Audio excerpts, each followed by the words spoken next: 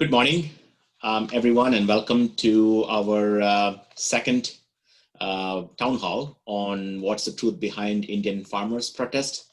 Today, we're lucky to have some esteemed panelists with us, and we have a great moderator, Dr. Renee Mehrra. She's a tenacious broadcaster with a burning passion for accurate and compelling storytelling, and the host of the long-running television program, Renee Report. She's one of the most prominent broadcast journalists in the tri-state area.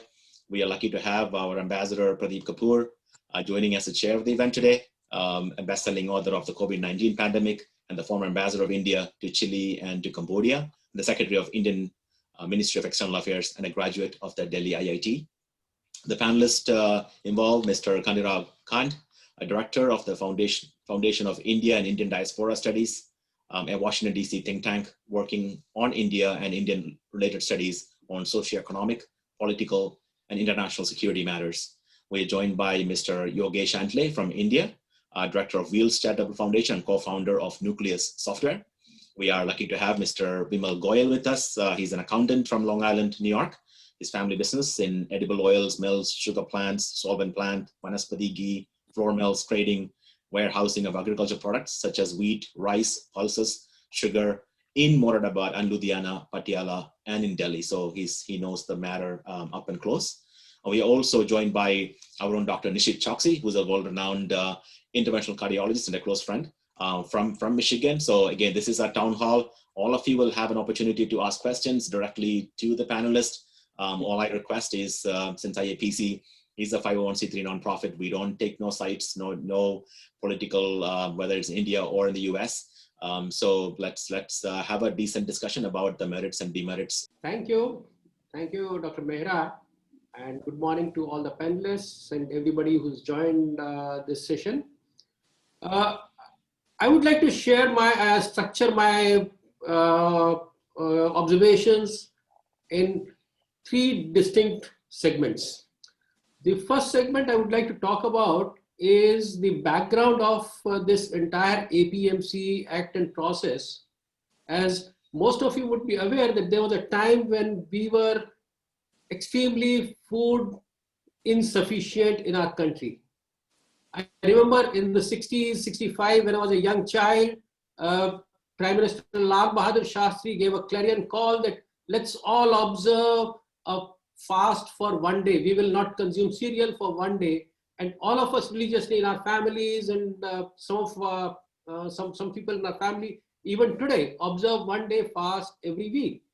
At that time, we didn't realize what's the reason. Perhaps we realized it's because we are fighting a war and there is a need to conserve resources. Today, when we look back, I realized that was a time we were so deficient in food grain that we were dependent on import of food grain under PL 480 from USA. And a ship would reach the port, and that's when we will realize that we will have some food grain for the coming couple of days. And the food grain was deficient was, it so happens that what Shastriji calculated was if all of us fast for one day, the shortfall in food grain would get met. Anyway, keeping that story aside, what happened was at that time, a lot of effort was put in to bring about food security. A lot of efforts went into producing wheat, high yield variety wheat, and Punjab was found the most suitable place for growing that wheat.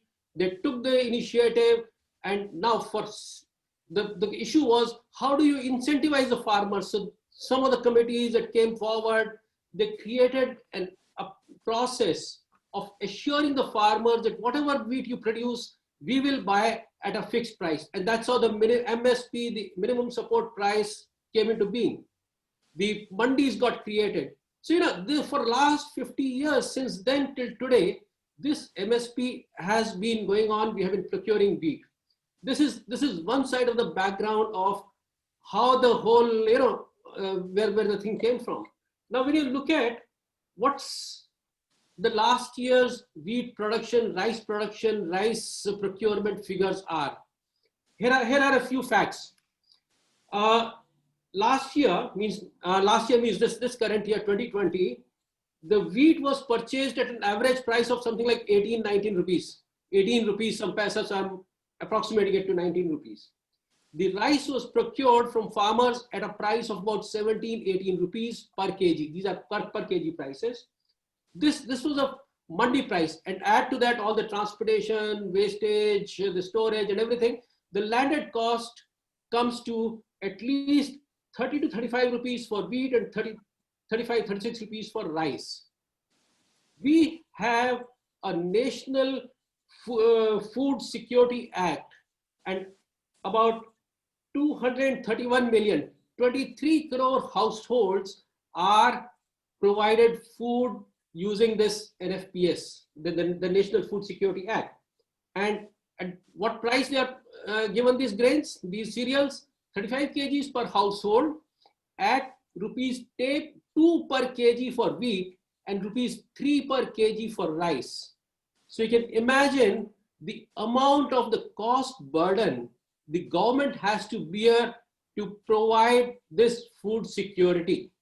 And this food security will have to be provided continuously. We can't stop it because we can't let anybody go hungry. So procurement of wheat and rice is not going to stop. That's one observation that I'm very, very clear about.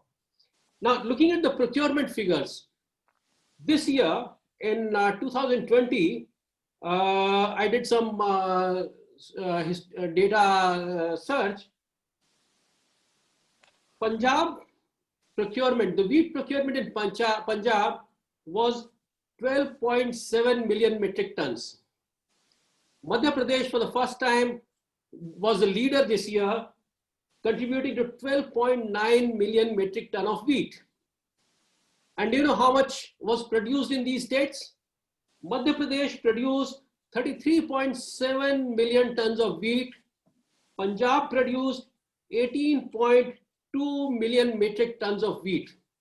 So, you know, the amount of wheat that is procured by the government is in Punjab is almost 70% of the total production. So Punjab farmers are absolutely, you know, they are bound, they are into this wheat production, and they have a huge stake in the APMC and the MSPs to continue.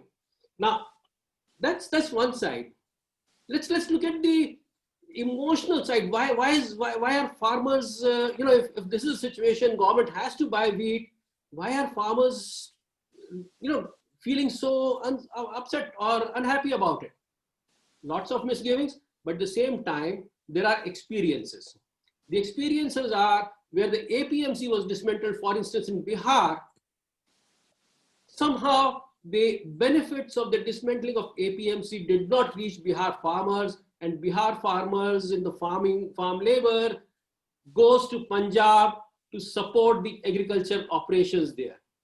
Now, you can imagine the kind of sentiments that it would create, that if APMC gets dismantled, for instance, then the farmers are absolutely at large. And that's the impression, that's a experience some farmers, I mean, a lot of farmers in Bihar got, because in Bihar, though they produce a lot of paddy, there's very little paddy procurement. The largest paddy procurement takes place in Punjab, in Telangana, Andhra Pradesh, in these regions.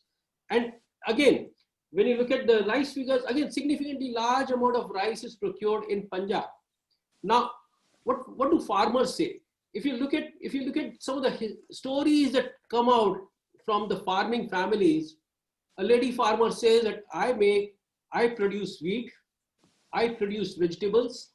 Now, wheat is the only commodity which I am sure of it will go at a certain price, which will be picked up in the APMC, which will be picked up by the government. At, I know there is a minimum support price, of course, leave aside all the corruption and leakages, you're not bothered about it, but at least I'm assured of some return. In vegetables, what happens is, if I take my vegetable to the mandi, someday I may get a 1 rupee per kg for my cauliflowers. Someday I may get, I'm lucky if I'll get 2 or 3 rupees a kg for my cauliflowers. In India, the farmers get the least value for their vegetable, their horticulture produce, as compared to the consumer price. In milk, just to give you an example, in milk, the GCMMF, the Amul, the famous Gujarat dairies, GCMMF for data shows that 80% of the consumer price gets transferred to the dairy producer, the farmer. In horticulture, in vegetables, something that's bought from the farmer for 1 rupee or 2 rupees gets retailed in Delhi and other places at 40 rupees. So, you can imagine the kind of difference. And the farmer in Punjab, that lady says, I don't feel satisfied with producing vegetable because, growing vegetables is a loss-making proposition for me. What am I dependent on? Wheat. I'm dependent on rice. And that is why all this, to my mind, a lot of emotions, a lot of attachment, a lot of that 50 years of the way we are working, and in sudden surgical mechanism, it gets changed. Or, I'm not saying that it's changed, but the perception is that it has changed, causes a lot of unrest. And that, to my mind, is the background of this entire issue. I'll come back with some more data. I would like to hear from other panelists also. And thank you. Thank you for giving me this opportunity right now. Mr. Khan, and then Dr. Choksi, I would like to hear your comments. Thank you, Dr. Renee. Thanks, Ambassador Pradeep, for opening. And also from Mr. Goyalji from India for structuring it very well. I will give some of the questions that basically Ambassador Pradeep asked in the tail end of my quick talk. So I think as both Pradeepji and Goyalji called about is the history of this one. The existing farm bill was introduced almost like a pre-British colonial area to get the kind of cotton procured from the farmers from India. And then in 60s, it actually modified because of the scarcity-driven economy to procure the food grain, particularly the paddies and wheat, and then grams, and then distribute into public distribution system. And that was in the 60s, and almost like now 50, 60 years gone.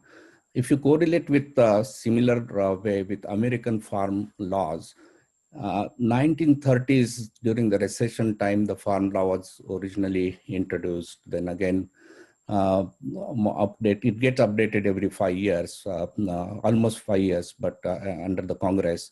60s were with the major modifications, and then again,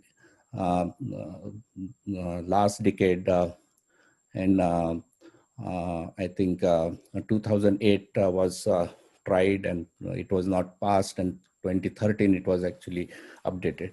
So when the situation change, the changes are needed. And India's farm bill and the system has not changed for a longer time. When the India itself is actually transitioning from when it liberated, it was a kind of exploited nation, was a poor nation. It transitioned to developing nation, and now it is transitioned towards the developed nation. India has now become one of the largest medium class, and the consumer, the whole world wants to basically enter into that. India also producing and exporting. It used to be importing the most of the food items, a lot of essential one, and now started exporting one. So situation had changed. Even the farmers, if you look at it with the e-commerce and everything, it has entered almost all part of the India. Everywhere you go, you have the digital economy is evolving. So there has to be some changes. Just like FDI was introduced, or liberalization in 1980s, and that actually was a kind of foundation for transformation that Narasimha government has introduced, transformation from India. Similar to that, the transformations in other segments were needed. And if you look back, this is planning commission, the 5th planning commission and the 6th planning commission, which ended recommendation around 2013, actually was the last planning commission before the current Niti Aayog. In both the planning commissions, they actually asked for updating APMC, highlighting the issues related to APMCs and mandis and becoming monopolies and actually in the hands of the few stakeholders and benefit not getting to the people. And this was called in both of the planning commissions. And in fact, most of the agriculture leaders and political parties have been championing about that. Congress manifesto in 2019 covered it. And one of the largest union, Kisan Union, the Bharatiya Kisan Union, in April 2019 had published a farmers manifesto. And this farmers manifesto had specifically called for repealing the APMC, opening the market, introducing the contract for farming. And actually it went very further. It actually called for future trading for the agriculture goods, which is not there, but you can look at it. Similarly, even India's ex-agriculture minister, who is currently making a lot of noise, he's from my state and my district from Pune, Sharad Pawar. He also earlier had actually called for the opening the market, the farmers market, giving the access beyond it, because see, in the agriculture industry, it is not actually developed as an industry in India, like a cold storage chain for cold chain itself or the storage facility. And now the whole structure is changing. The farmers actually, if you look at it, almost 80% of the land is owned by just 5% of the stakeholders, and the larger 95% of the farmers are, because of generation after generation. I'm actually coming from the farmer's background. And if you look at it, my like the grandfather had 4 children. And now that each of those children had 2 children. So the properties get divided that way. So considering all these things, that transformation was needed. And there was this consultation process for going on for a long time. So this is not a sudden introduction. The way it probably got introduced and information, probably government thought that farmers are already on board and there might be some blind spot in my understanding. But it was not in September. Actually, it was June 5th, the ordinance was introduced. And it means that it was already in application. When ordinance get announced and signed by the president, it is actually in the implementation. But it has an expiry time, typically around 6 months. So if you don't introduce to parliament, it get expired. So it was introduced in a parliament, and on September, I think it got passed in both the houses. But if you look at it from June to September, there were no protests. And after that, it actually started it. And it was rightly called, it is applicable to Punjab region and Haryana, because that's where the most of this wheat production is. But if you look at it, the current, the mandis, there are only 7,000 mandis are there. And the Swaminathan Commission, which had recommended that, so it had almost asked for the 30,000. So government actually, if I understand, they are not dismantling mandis, but opening the market. And then in the new system, they are introducing and building infrastructure for almost 22,000 gram heads. So that is the current structure, because currently the mandis actually supports one mandi per 500 square kilometers. So which is far from the farmers, and it is not practical, and it is actually becoming also monopoly and in the hands of the few license holder. Now there were some concerns which could have anticipated and could have clarified in advance. because of the educational background, because of the non-organized section of the farmers being poor. What would happen when the contract farming introduced, whether the large companies will come and take over. So those are the things should have actually clarified well in advance, that hey, we are not dismantling, getting out of the MSP. We are not actually dismantling APMC mandis, but we are introducing the additional ones. You will have the choice, you decide. These contracts are actually, the industries cannot cancel the contracts, but the farmers can. Industry cannot take over the land. So these are the few things, because farmers are worried about the land, that whether they will lose the land, whether they will get exploited, what will happen if something goes wrong in a contract. So those are the things which subsequently information is coming out, but it would have been a proactive engagement when it got introduced to eliminate the fears in the minds of the poor farmers. That would have been a good thing. But it didn't happen. But at the same time, if you look at it, because the impact and the benefit point of view, the impact is majority in the certain segment of India, but the benefit is much more wider. So that's why we see imbalance in the protest. The protest is particularly in the one region, Punjab, Haryana. And since it's closer to the capital, it basically leading into the blockage and also international media. It is definitely a sensitive matter and it needs to be handled.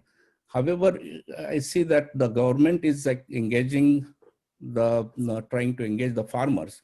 Government stands are clear that express your concerns and we'll address them.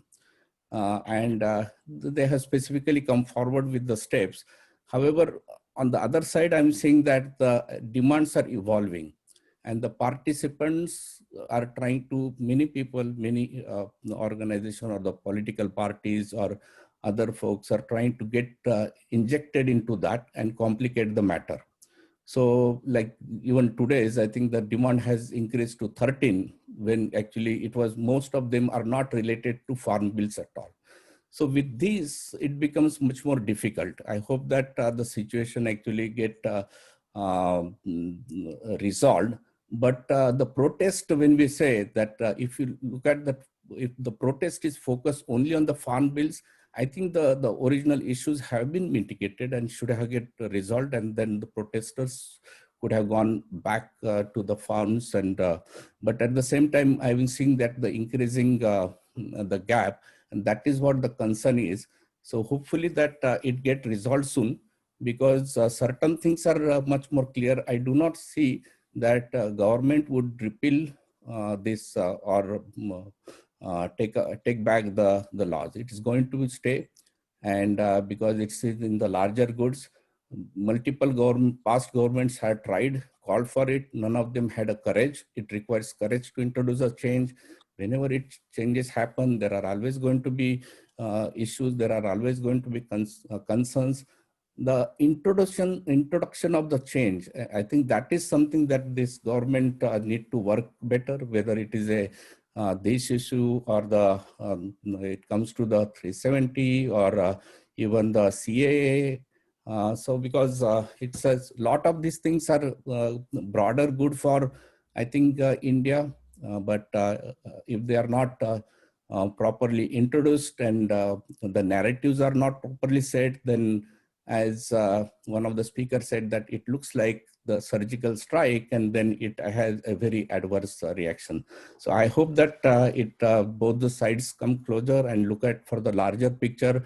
I think government, particularly Narendra Modi, when he was the chief minister of Gujarat, worked very hard for vibrant Gujarat and introduced a lot of reforms in the farmers. Farmers from Gujarat are empowered and they got enriched, benefited with that. And he has the same intentions to make India and particularly all population, including the farmers, richer and developed.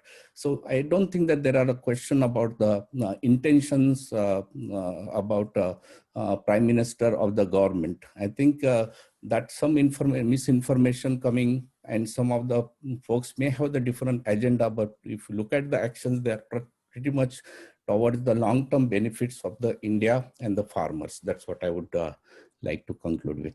Thank you.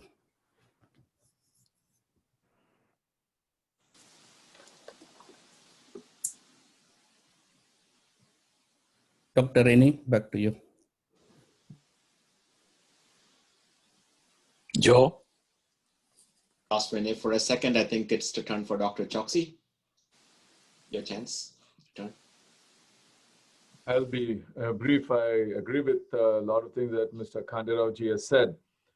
But I think one of the things that is missing in the picture is who's actually agitating. Are these the real poor farmers, or are these the middlemen who are agitating? I think if we look at the people who are sitting out there in their big Mercedes and things like that, and so this particular bill is going to affect them most negatively than the poor. Money was used for some good development. That's a whole different story. But what has happened in Punjab? Has anything good happened over the past 15, 20 years other than drugs, which majority of the young kids are now into that? I mean, they have to come to grips with changing India. We cannot keep on giving freebies to these people, and it's time that government actually slowly exits from buying all these produce and let it go into the private sector. Now, yes, obviously, when things go to private sector, there's always a question of the poor farmers getting taken advantage of. But if we look at the three laws closely, there is provision for that. And the district magistrate within 1 month has to resolve the issue. So there's that. The other question that these farmers had, or the so-called farmers, the middlemen farmers had, is they'll be hoarding. Well, the government has provision for that too. That if there's famine, if there's this, the price goes up. So if you look at the perishables, if the price of perishables goes up by 50%, then government will intervene for the prices. So they can't hoard. The non-perishable, I think, is 100% increase, and they will make some changes. And so they have enough leeway, enough bite in the rule, so that the hoarding is minimized. What these things will do is provide with better storage, better transport, better roads, and hence, at the end of the day, better money for the farmers. Now, if you look at contract farming, these companies that do contract out with the farmers, they actually put in a lot of money to improve their production, including new technologies, new fertilizers, etc. But yes, big corporates can take advantage, but then there are rules and regulations put in by the government by this current dispensation. And most interestingly, Badal himself in 2016 and Mr. Kejriwal in 2017, I believe, or vice versa, they had the exact same things in their manifesto. So what are they crying about now? So I think there's a whole bunch of bogus demonstration, agitation, where it's going to affect the pockets of the very rich people, and the farmers will be where they are 70, 60 years ago. So that's my take on this whole thing. There's a whole bunch of crooked people taking advantage. The wrong thing that the government has done, as Khanderao ji has mentioned, they've been very poor in discussing, in presenting whatever rules they have brought forward, whether it's CA, whatever it is, including these 3 farm laws. They've done a very poor job of PR. I think they need to have some dedicated person who can speak eloquently, engage the farmers, engage whoever else, take them into confidence, and bring to the community in general why we are doing all these things. If I talk to my friends in India, they have zero knowledge about these farm bills, zero. They're educated people, they're physicians, but they have no knowledge because nobody has really come out and explained exactly what these things mean. What is MSP? What is APMC? So I think they've done a poor job. There's no question about that. But having said that, I think the laws are what they should be for a new India. And none of these laws are new. If you look at the Swaminathan Commission and the Shantakumar Commission, they've been there in 2006. So there's nothing new about this. In 2003, there's the Model Act. which says exactly the same thing, which was done by the UPA Congress government. So there's nothing new in this that these people need to be agitating about. So I'll end at that, but I think there's a lot of crooked people who have vested interests and not the interests of the real farmers, the poor farmers. My background being an economist, factory owner,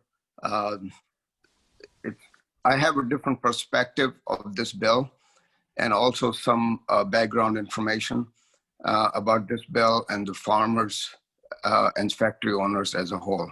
I have hands-on experience with running the factories and dealing with the farmers in India. Now, this is the most comprehensive farmers bill I've ever seen. And I think this is probably the most comprehensive farmers bill anyone has seen in India. And I was so happy to see what's included in it. It has every aspect of farming, every aspect what farmers has to deal with every day. And not only that, what has happened to agriculture in India, totally devastated by development of non-agricultural industry, that agriculture has been left behind all these years.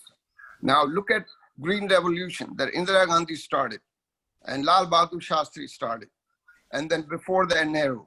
But the biggest Green Revolution that was started by Indira Gandhi and the Congress Party has given so much abundance of wheat and rice to India. I'm a pro-BJP, but my comments here are not political. They are strictly economic standpoint and favoring the industry owners, factory owners, and the farmers. If we go back and look at the background, when we used to buy raw material, peanuts, alsi, tilli tail, all of these things that we used to produce in Moradabad and Ludhiana. My grandfather, who immigrated from Lahore, and he started this in 1960s. And I basically inherited it. My father did, and then I did. We used to go directly to the farmland. We established a factory, my grandfather did, in Moradabad, because he used to travel to Moradabad to buy peanuts and bring it to Ludhiana to produce edible oil. So he suggested to my father, why don't we do this? Set up a factory in Moradabad, where the farmland is, where all the peanuts are. And that's where you go to get all the peanuts, because when you have a factory, you have to one of the two. Either you go to the material or you go to where if you sell the finished goods. Otherwise, your transportation is so high. So going back to the question that Dr. Mehrra had, this was not a speedy issuance of a bill. It has been going on, just like all other panelists mentioned before me. It's been going on for years and years and years. So such a long history it has. The time has come to do something about it. And how quickly they came out with this comprehensive bill to help our factory owners, our farmers, is amazing. And we should embrace this. I'm not talking about protesters right now. Let's just talk about the bill itself and how it's going to help the industries, non-agriculture and agriculture industry in India, and how it's going to promote the export to other countries. We have abundance of rice. We have abundance of wheat. Let's take advantage of that. What we need is the quality of this that we can sell in the international market. We had a mini sugar plant in Moradabad that my father did, established after the edible oil factory. The reason was there was so much sugarcane in the area. So we said, let's produce that we can sell. Today, there is extra sugar produced by India that needs to be exported. The problem is the quality. We need high recovery from the sugarcane to produce more sugar so that sugar mills are productive. They are more profitable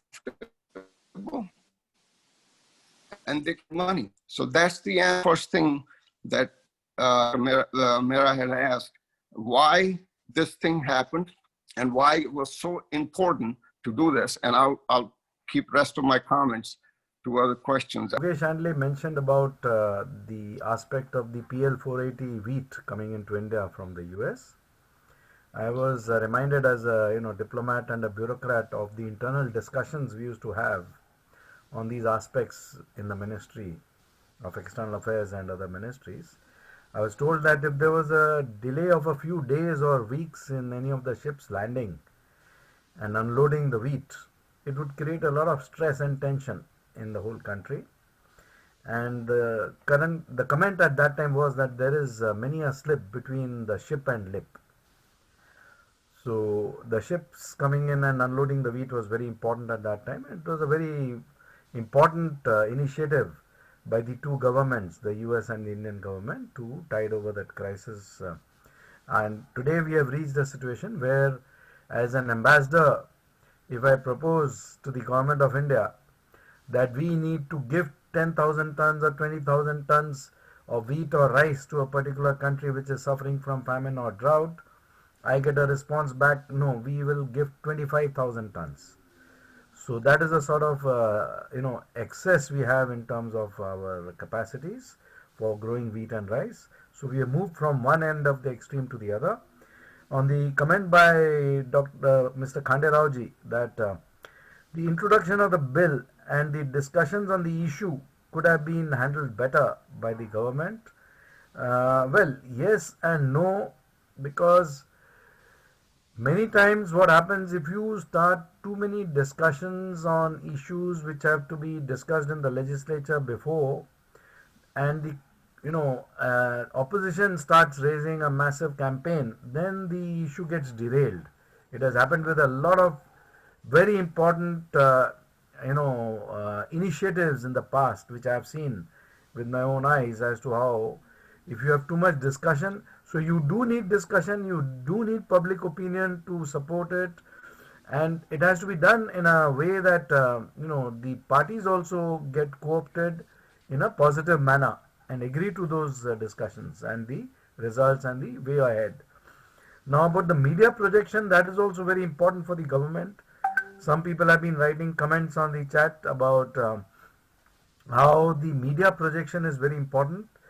So I want to ask people like Dr. Joseph Chall and all the members of the Indo-American Press Club, as to what they can do to impact the discussion and the narrative, but not in the vernacular media only, in all the media, in the national media and the regional media and the vernacular media, but most importantly in the mainstream Western media also, because a lot of opinion gets impacted through the Western media. So whether they can put together a proposal for the government of India to be considered, where the views can be discussed in a transparent manner and the viewpoints can be projected to the global narrative. So that is a question. Now, what one of the participants has asked is that Prime Minister Modi, in his recent virtual address, the Madhya Pradesh farmers, said that the government has increased the MSP from what it was before 2014. However, the protesting farmers are not agreeing to the government's MSP claim. What do you have to say about this? So I don't know whether any of our panelists have done that sort of research exactly to respond to this, but I'll just, yes, Yogesh is raising his hand, I'm glad.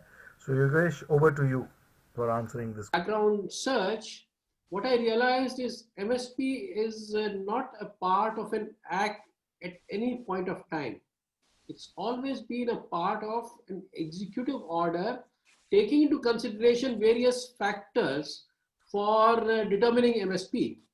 I also came to know that there's a issue of how should the MSP be determined, and there's a big debate. There's several views on that.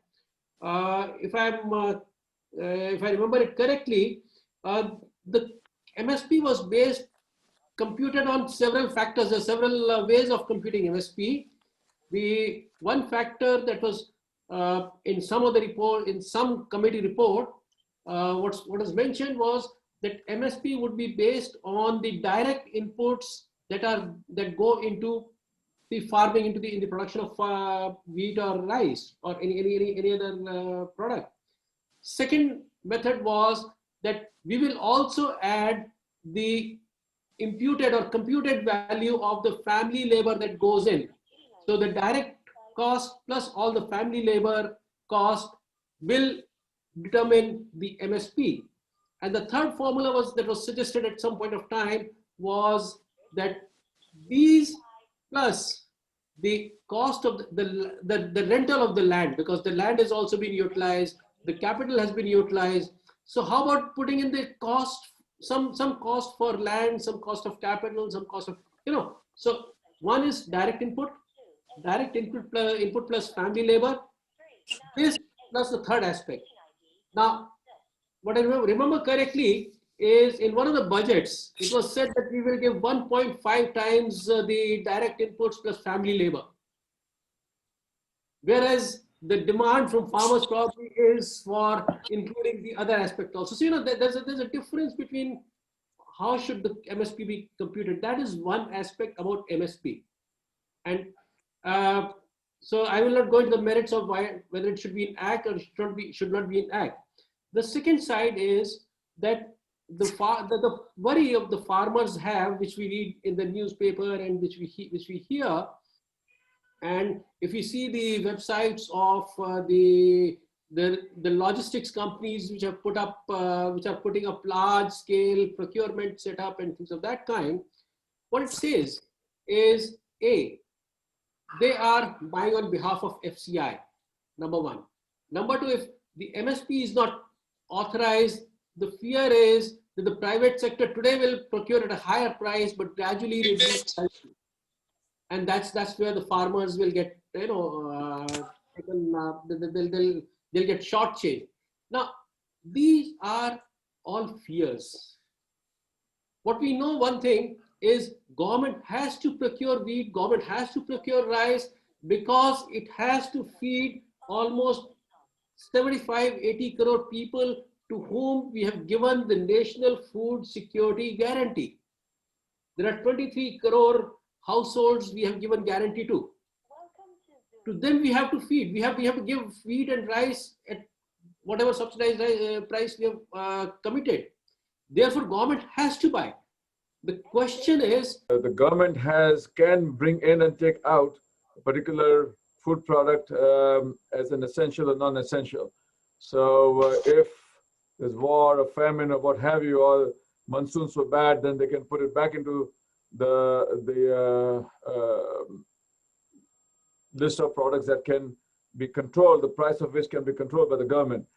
But otherwise, most of the non-essential ones are going to be taken out, like oil, pulses, and things like that. So I think the chance of hoarding is, in fact, this law particularly mentions that, or this law particularly addresses the question of hoarding.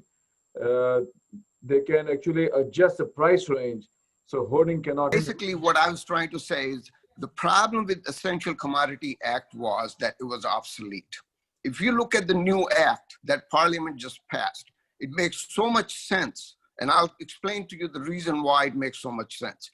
The reason why we had Essential Commodities Act in India was because there was so much hoarding going on, because there was not enough production of wheat, not enough production of rice, not enough production of vegetables, and a lot of things. Now that we have abundance of sugar and abundance of most essential commodities, there's no reason to have this act. It's an obsolete. Now, don't forget, government always has power. We used to hoard, meaning not hoard, meaning illegally, but we used to store wheat and rice in our warehouses. The reason was because farmers did not have the warehouses. They did not have the cold storage. They did not have the transportation. We had our own trucks running all the time. So then what I was trying to say is that this bill is making such a huge change in the whole industry of farmers and agriculture that they will have the capacity to store the stuff.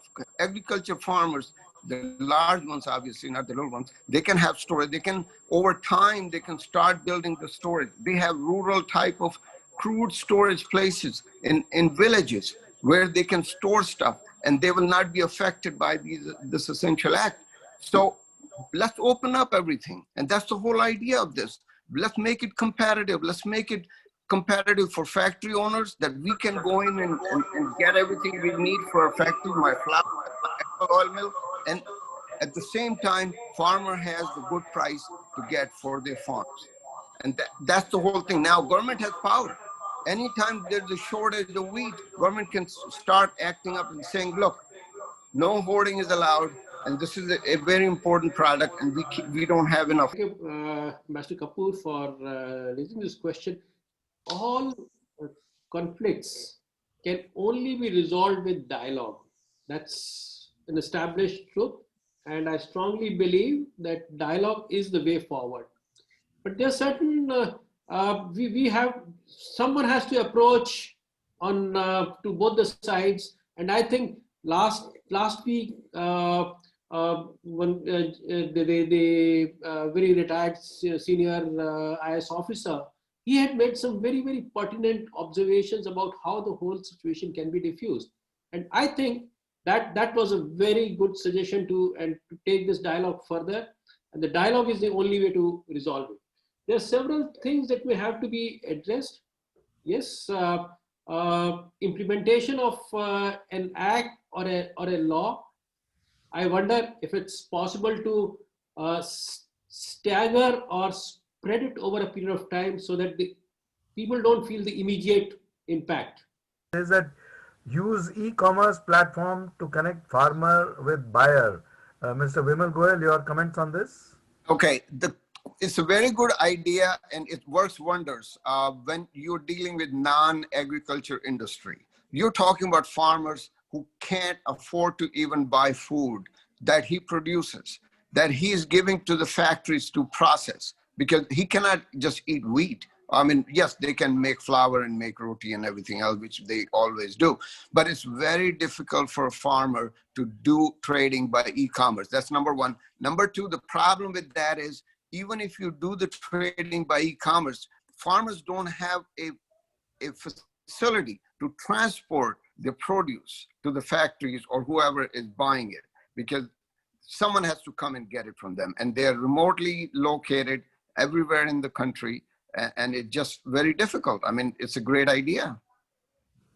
Thank you. Mr. Shyam Kolvekar had raised his hand. So please unmute yourself and ask the question. Yeah.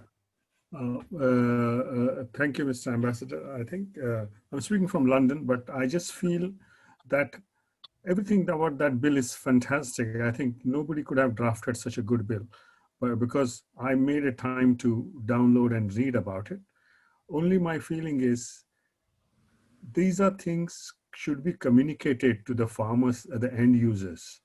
We discussed all the intellectual, we discussed about it, but the end users were in confusion. So if our government makes it point about communications, little focus group, and 5 or 10 bullet points, nobody remembers more than 3 to 5 things. If you say that these 3 things comes with it, and keep striking it all the time, it will understand. I'm not a farmer. I eat wheat and everything else, but I can understand what they suffer from. But I think they always were not trusting anyone, neither the government nor their middlemen. And that's the reason I feel, sir, that we should communicate with the end users much better than what we're doing now. And I agree with someone said that dialogue, of course, dialogue. But the problem with the dialogue is, look at the Middle East peace. If you say we cannot negotiate other than no Israel, then it will never happen. Same way, if you say this, you get rid of these bills, otherwise we'll not negotiate, then there is no discussion. Thank you. Thank you. I wanted to comment one thing, if you don't mind. Because we are in US and there have been some protests, but we need to read carefully.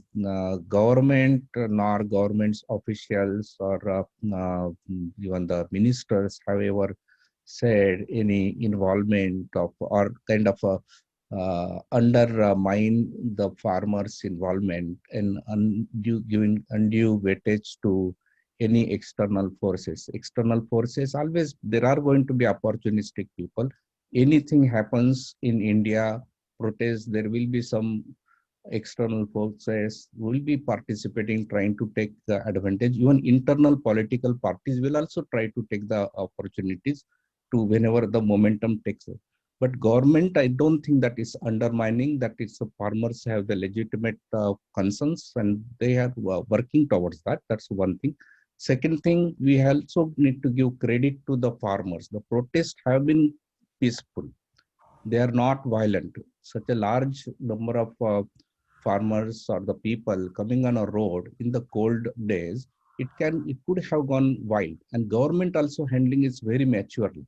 There is no excess force. There have been facilities.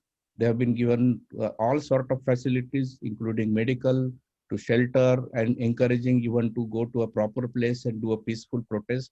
So in both way, there are some mature this one. So I think we should not label neither the protest or a handling. And as I think everybody called, dialogue is the way and it will go. But at the same time, the gap is unfortunately a bit widening. That is a little bit alarming to me, because when it started, it was focused only on the farms bill. And those are the concerns. I think government has, through the communication to the meetings, have mitigated them, and written communication also assured on all of them. So Thank you. there are some new demands coming that is concerning. Thank you. Thank you. Thank you very much. And one of the is that after COVID, the purchasing power for industrial products will come down. So the corporate companies want to enter into the agricultural sector. That is Okay. Yes. Is that a correct assessment? Yes. Okay. That's true that some of the things will change after COVID because the essential commodities like wheat and food and everything became such a big demand that it will change the setup. But here's the thing. See, forget about the minor changes that happened due to COVID or whatever the crisis was. The core of this whole bill and the core of this our country is that we need to make changes to the agriculture. It's not going to impact the demand or for the industry to change, because once the COVID is over, everything will be back to normal. Still, you will have Pepsi and Nestle and Britannia and every other company asking for wheat or milk or everything else. So we will be back to where we were, and I don't see it's going to do any negative impact. It will be very positive. That's the way I feel. Thank you. Move from an agrarian society to quality and product based market. Huge amounts of food which are procured are often poor quality and rot. So your comments on that, Mr. Yogesh? Sure. Thank you, Pradeep. That's a very pertinent question. But what we have to keep in mind is that this is a social change. When we have to move a society from an agrarian society to industrial product-oriented society, it takes time, and we have to be ready to give this process its due time and due consideration. The farm bill, the farm reforms have been very long overdue. Successive governments, what I've read is successive manifestos have talked about it. Somebody had to bite the bullet. And whenever this bullet had to be picked up, or somebody had to bite it, the reactions would happen. And I think, again, with good communication, like Master Kapur, you mentioned that even in a situation, very difficult situation of an operation, we could manage, we could communicate, we could talk. That is the approach we need to take. Transformation will take place. We have to be prepared for it. Many of us are working towards transforming our rural economies in multiple ways, but we must keep in mind it is a social change, a huge social change. Yes, that's correct. So I know we are reaching our time, Ambassador, and the panelist. Renee, can you hear us? I'm not sure. Then in that case, because of this time limitation, we can just ask the panelists for one quick final comment each panelist turn by turn, starting with Dr. Nishit Choksi, then Yogesh and Vimal Goyal, then Mr. Khanderao, as to what would be your thoughts on the farming and the agrarian situation in India in the next, let us say, as a vision 10 years down the line. 10 years down the line, the poorer farmers should get access to the best market price. And I think there's a misconception, and I see some comments by Mr. George and Daniel that this is a bill for the rich people. I think they're concerned about Ambani's and Adani's taking over. I think India has always been a farming community. The economy is based on farming, and if the government allows the corporates to take over lock, stock, and barrel, the country will not do well. So I think this bill, as Mr. Vimal Goyal said, is the most complete bill. I mean, I'm no farmer, I'm no economist, I have no idea about all these things. Having said that, I do read fair amount, and having read the Swaminathan panel report and there's another report, I think this is the most complete bill in years. Sure, there'll be further iterations to this bill, which we have to as time goes by, but I think my view is that the poor farmer needs to come out of the shell, the cocoon, the poor living conditions, and be able to provide good education and money to his family and the generations to follow. Thank you. Yogesh? Thank you, Ambassador Kapur. What I foresee, or what I would like to see happening, is a second green revolution, a green revolution of a different kind. We are experimenting with small farmers. How can a farmer in a 1 acre land be sustainable? So a lot of efforts need to go towards making agriculture sustainable and equitable. We also visualize and foresee that this is the time farmers should get together. There is an opportunity available. Let's create FPOs, the farmer producer organizations, which have started taking shape in the country. There are plenty of good examples, and we need to learn good practices of FPOs from each other and build a very robust, sustainable, equitable second green revolution. Thank you very much. Thank you. Vimal Goyal ji? Okay, so going back to my comments, when the bill was passed in 1991, what government did was they created mandis, these APMC. The mandis were created, and it basically said, as a factory owner or a farmer, you have to go to the mandi and buy it from there and sell it there. So we were basically left out completely from the mandis as factory owners, because there were state had levied all kinds of taxes and everything else. It became so expensive, and we backed out of there. Now farmers were not allowed to go out and sell in the open market, and that made it so difficult. Now guess what? It became a black market. Farmers had to go out, find a dalal or arati to sell their produce, because they couldn't sell directly to us, and we still got our raw material from them. But it came from the black market, and poor farmer got all crushed. So what this is a disruption. We need agriculture disruption, agriculture revolution in India. That's what we need. And that's what this is all about. Now, about the protest and the government action, my suggestion is that government needs to back down and come down and bring down some of the provisions that farmers are protesting are very hard on them.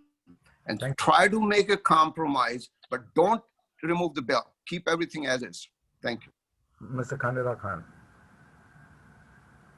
Thank you, first of all, everybody, and also Indo-American Press Club for organizing this and giving us opportunity.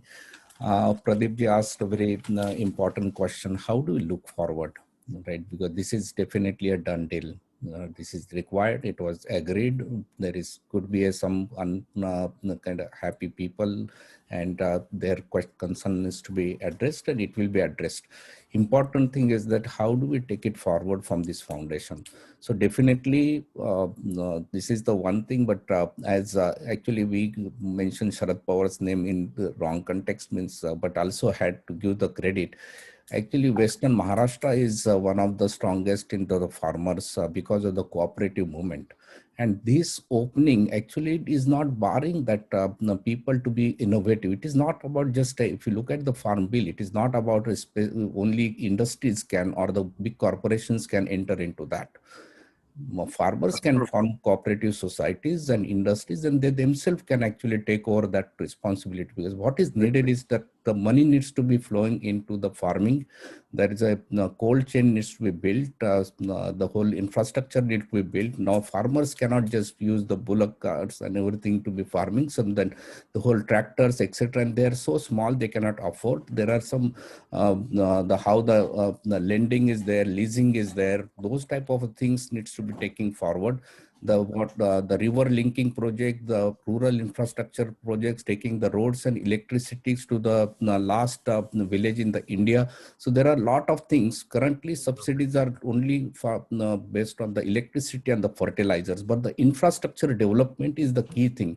Instead of focusing that abolishing the loans, it's very popular. You can get elected, but that does not fix the problem. Thank you. Fixing the problem, building infrastructure, that is very important thing. And I think this is a important milestone, and hopefully that the country will rise to take the advantage of that, and not just a few industries or anything. Thank you very much, Mr. Kand. I am going to hand it over back to Dr. Joseph Chalil with one final comment that if we also involve some of the farmers themselves who are leading the agitation, one or two of those people, and maybe some of them who are in favor of such reforms, one or two leaders from the other side, and then have some economists or analysts like Dr. Ijaz Ghani or somebody to give in some comments for wrapping up. That may be a useful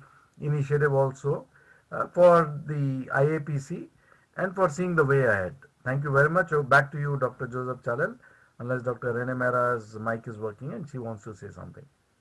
Thank you, Ambassador. And again, just thank you all for coming in. Before I invite Ajay Ghosh, one of our director of IAPC and the founder director of IAPC, to say thanks officially to you all. I just want to say that IAPC is a non-profit 501c3 charity, and the views expressed by the panelists are of themselves and not of IAPC. Let me invite Mr. Ajay Ghosh to give thanks to all. Thank you, Dr. Chalil. It was a very important topic, very current and timely. 90 minutes is too little to discuss such a huge issue that is impacting nearly 2/3 of Indian population. That is nearly 1 billion people who are impacted by this bill. But I think our esteemed speakers, Mr. Khanderao Kand, Mr. Yogesh Andlay, Mr. Vimal Goyal, and Dr. Nishit Choksi did a wonderful job giving us insights into what went into making this bill and what are the challenges for the government and the farmers, and how moving forward, how the real concerns of the farmers can be addressed.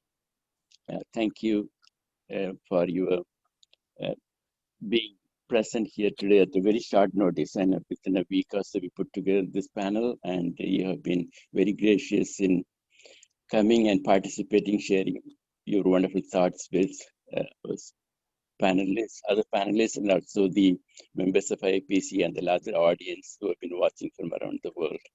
I want to thank IAPC for organizing this very important meeting today. And one thought finally I have is, India is a democracy, and any bill that we bring into the parliament and is passed, it has a process, as some of you already mentioned too. But then in this particular bill, I thought the government rushed through the whole process, bypassing many. We as the media and representative have a very big role in making the truth known to the people. And I urge all our members and others to give due justice to the bill, sharing the perspectives of the farmers and the government and all of us. Thank you and have a good day. And without thanking our chairman, Ambassador, who's chairing this event, Ambassador Kapur, and our own, the best, Dr. Renee Mehrra. I know we had some technical difficulties, but without you, this wouldn't have been happened. So thank you so much from our bottom of our heart, and on behalf of IAPC. I mean, we don't consider you as a guest ambassador, Kapur, anymore. You are honorary member of IAPC. We'll look forward to our next event. We need to have a more balanced view on these events, and we will bring in both sides to the event again. I know we have a lot of people dialing in from Delhi and all over, and from London and all over the world. And thank you all for watching us live on Facebook and other channels. So thank you again. Until next time, have a very happy New Year.